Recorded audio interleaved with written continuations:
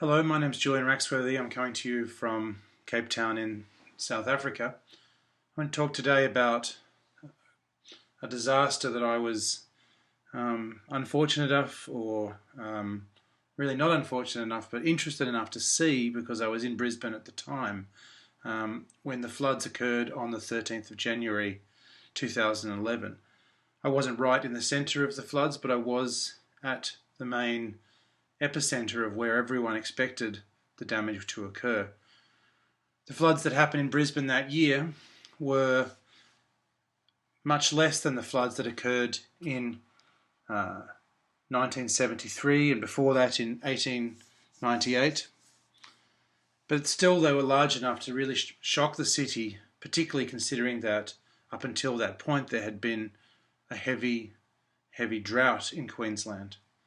And so the idea that climate change might throw to us, on the one hand, shocking drought and then massive flood, was a shock or a piece of cognitive dissonance. The Brisbane River is in Queensland. It's a tropical state in Australia, and it snakes its way in a very circuitous fashion through Brisbane, with lots and lots of corners and oxbows and floodplains in amongst the landscape. And these areas, over the time that Brisbane's been settled, have all experienced the impacts of flood. If we look at this formation, when one first arrives in Brisbane, one's always shocked by how difficult it is to understand where one is. The corners of the river turning at any point where north may or may not be, and always difficult to really orientate oneself from one place to another. This view here is from the top of a building called Torbrick, which is the first skyscraper in Melbourne, and it shows the area of the bend in the Brisbane River near South Bank, which is an area that I've been mostly associated with in Brisbane. It's an interesting area because it's an area of cultural regeneration, one might say. In the previous floods that occurred in Brisbane, that landscape had been old docks and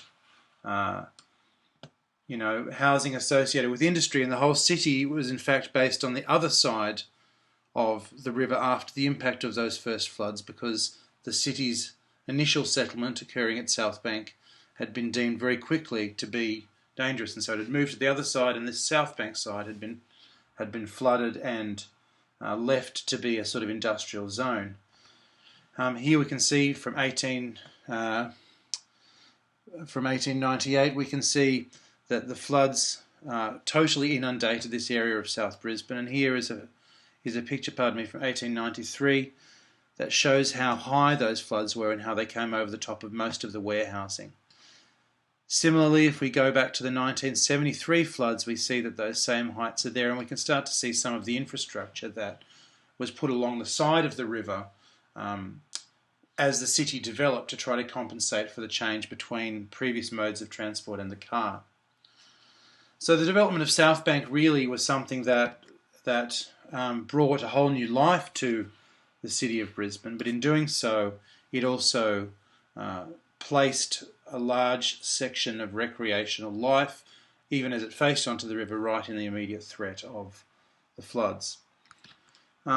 As the floods occurred in Brisbane at that time, in the 13th of January 2011, the mapping in the city began to really become a tool that we used very extensively to try to understand each day what was happening as the flood moved through. GIS mapping systems that previously, of course, would not have been available to people in those other times became a tool that people started to make decisions about where they would go, how they would catch public transport or not, how they'd maybe go for their run. And so the whole of that experience of the flood was mediated through social media and through digital media.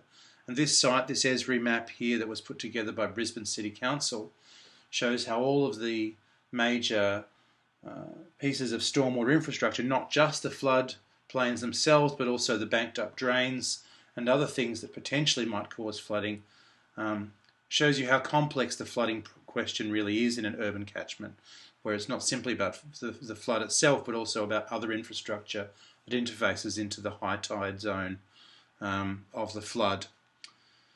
And so while that flood was going on, after that flood was going on, I should say, the whole of Brisbane was involved in a clean-up. And the clean-up was focused in a whole range of different areas. And here we can see the previous Prime Minister, but then at that time the Foreign Affairs Minister, Kevin Rudd, in his local constituency, cleaning out the bottom of one of these Queenslander houses, and also in other areas the sheer devastation that happens when a flood occurs. And here we can see a soldier helping guard streets to avoid looting after houses are being cleared out of all this rubbish and total destruction. This area, by the way, not an area that was flooded, but an area that was flooded through a stormwater failure rather than the direct floodplain. A friend of mine and colleague, James Davidson, who I'll talk about quite a bit in this brief lecture, was working with Emergency Architects Australia, and he conducted a very detailed series of surveys with students from the University of Queensland, where he was also teaching, where he went to the flooded zones to try to look at how the local people's houses were standing up under the conditions of flood as a voluntary piece of work, and a very important piece of research it was. And as we can see here from this area that's known as Goodna, which is not a very wealthy area, we can see standard suburban lots here, the starts of cul-de-sacs, so we can tell the period we're talking about in the sort of late 70s moving up into the 90s and the thousands. That's located along infrastructure, and we can see that when that zone flooded, the devastation was atrocious, and these houses were really damaged, and it was a very poor area, so these people were potentially in a situation where their insurance claims might not be honoured, and his idea was to be able to develop documentary evidence to show the nature of these impacts, and to be able to give the residents tools to help them with their claims. When they followed up on this research, they discovered some very interesting trends. Those trends included a number of things. The first would be when they started to look at the dates of construction by suburb of where the impacts were. And so if we start with those major structural impacts, what we discover is that the structural impacts occurred in areas that were actually the most recently built areas rather than the other more historic parts of the city, such as those areas that this photo of Kevin Rudd cleaning occurred. Those areas were the old stock in Brisbane, not the new stock. And in actual fact, the new stock was much less capable of handling those impacts. One of the things, which I'll talk about in a second again, one of those things that James also discovered with emergency architects at that time was that these areas are also areas where if flood was a factor, then those areas were also areas where these were actually the only areas where these poor people could really afford to buy. And so through the process of making flood decisions, there was also the potential of locking out a lot of people from the real estate market. In terms of this interest in housing, a lot of James's work his research has been around vernacular housing, and so this is an interesting case study. And so I'll talk quickly about some of this type of housing and look at how it fares in Brisbane during these times. And so here we can see in these pictures on the top row here, we see what the traditional Queenslander house. The one on the right here is what we call a workers' cottage, and it's got some interesting architectural features. Just as an aside, it's got a single skin of timber board because it's really quite warm up there, and it doesn't really require insulation. Though if you get to live there and suddenly the wind's blowing through the cracks, you realise it does potentially require insulation. But that does interesting things about putting the bracing on the exterior of the house, and suddenly what's a structural move becomes a decorative move. As you can see, they're all elevated up onto posts, which increases air movement underneath. That was tied originally to ideas that bad air was the cause of malaria and miasma.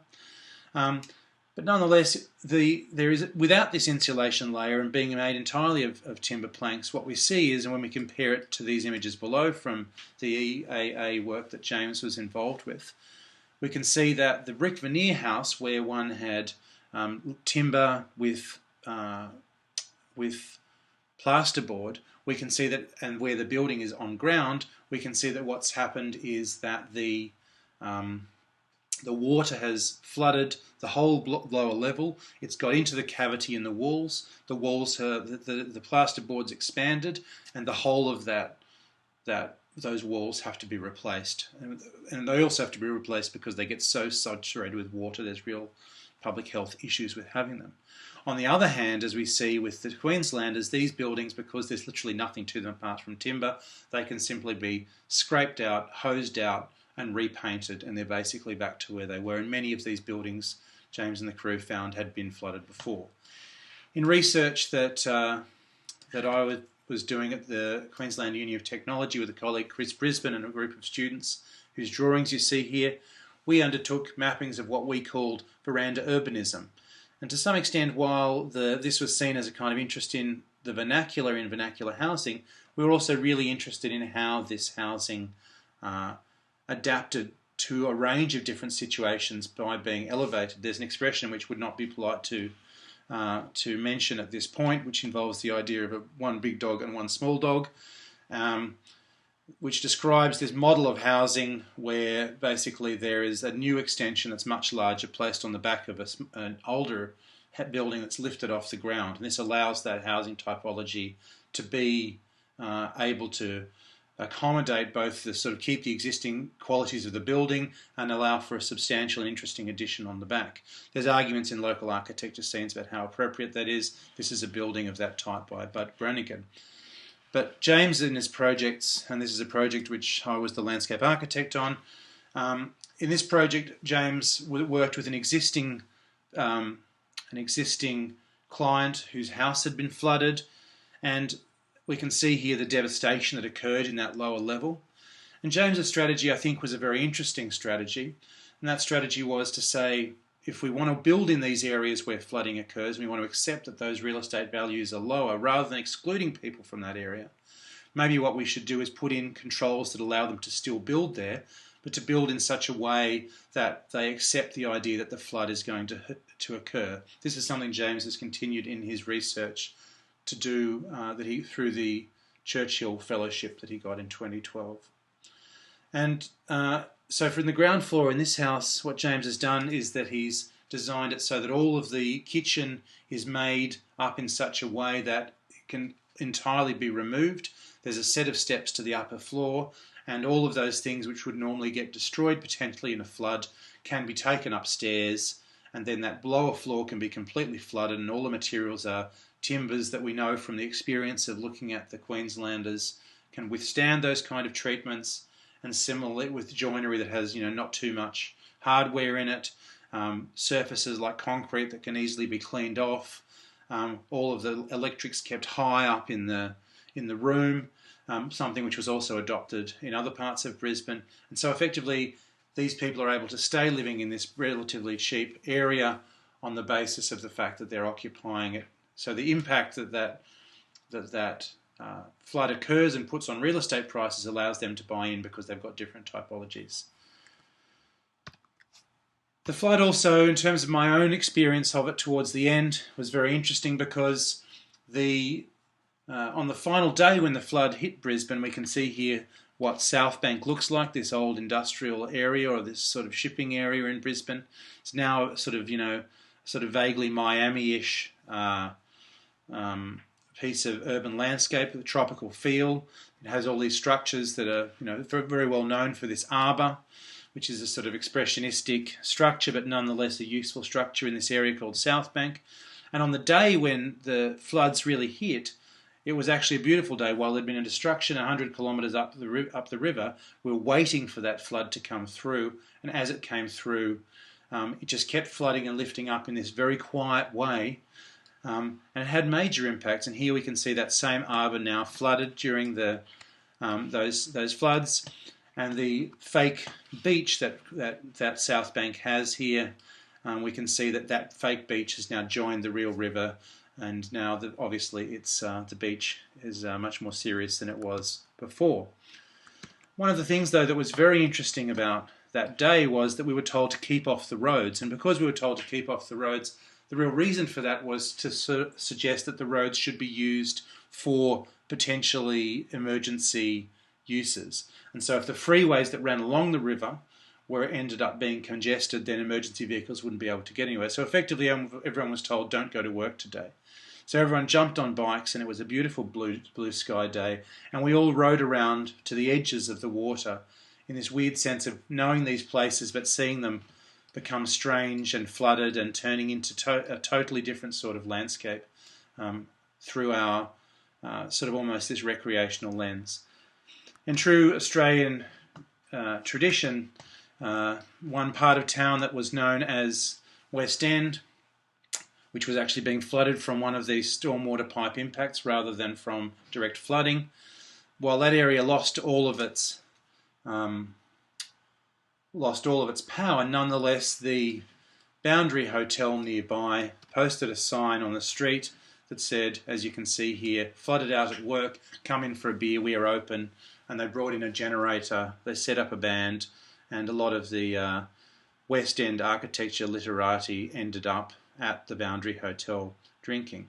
Sounds like a trite way to end a lecture, and perhaps a very appropriate way to end a lecture about this Australian experience, but it does show you that even amongst these moments of crisis are often moments of humour.